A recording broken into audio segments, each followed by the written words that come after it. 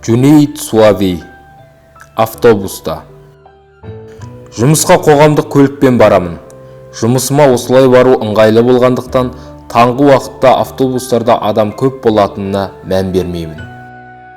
Күндердің күнінде автобуспен келе жатсам, кезекті аялдамадан екі кішкентай баласын ертіп, бір келіншек мінді. Балалар сүйкімді екен, көзімді алмай қарап қалыппын.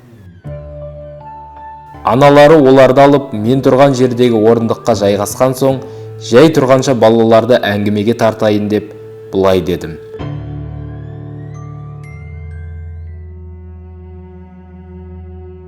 Қане балақайлар, аттарың кім? Балалар маған аңтарыла қарады да, еш жауап берместен отыра берді.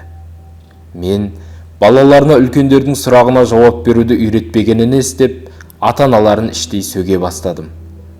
Сәлден соң естімей қалған шығар деп тағы да балаларға тіл қаттым. Қане балақайлар, айта қойыңдаршы, раббыларың кім?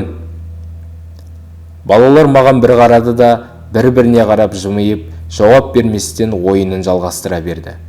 Менің шынымен ашуым келді. Сонша ес біліп қалған балаларына дұрыс сөйлесуді үйретпеген қандай ата-ана? Тіпті балалар раббыларының кім екенін білмейді. Масқара. Осындай да ата-аналар болады екен-ау.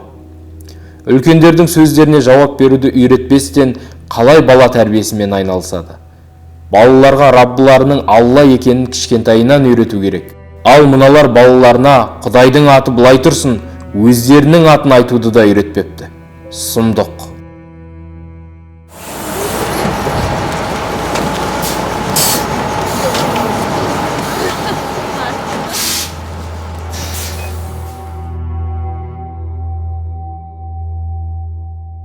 Өзіммен өзім іштей балаларды және ата-аналарын кінәлап тұрғанымда, кенет автобус келесі аялдамаға тоқтады.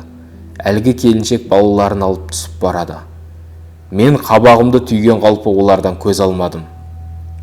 Автобустан түсе сала келіншек балаларын аялдамаға жақын бір мектепке алып кірді. Мектептің төбесіне қарасам, есту қабілеті нашар балаларға арналған мектеп-интернаты деген жазу тұр екен.